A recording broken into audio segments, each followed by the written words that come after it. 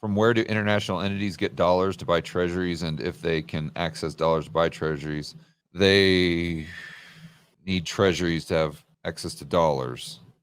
Okay, so they're going to have access to dollars by making profit, and those dollars are going to come into existence in several different ways. Just because we are in a system now where the demand for collateral is much higher, it doesn't mean that there isn't currency creation with no collateral. I think that still exists to some degree. And I mean, I think where you're going with this is if they have to have treasuries to get dollars, then how can the dollars be created to buy the treasuries in the first place?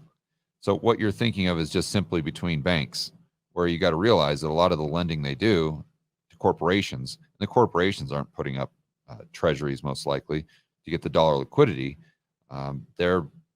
Those banks are giving them the loan just based on their balance sheet, and their P&L, and their assets.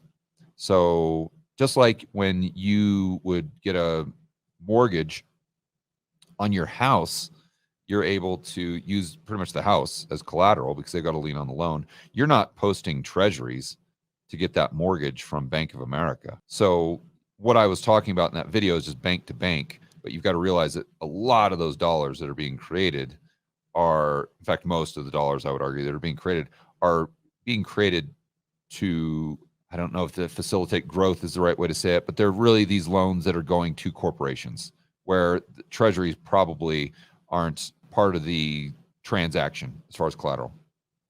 And so then the corporations are paying them back, and then they have dollars that may come into their bank as a result, and then they can go ahead and use those dollars, those profit, to go ahead and buy treasuries, and then to increase or to manage their balance sheet in that way. Remember, if velocity increases, then the amount of dollars in the system can service far more debt.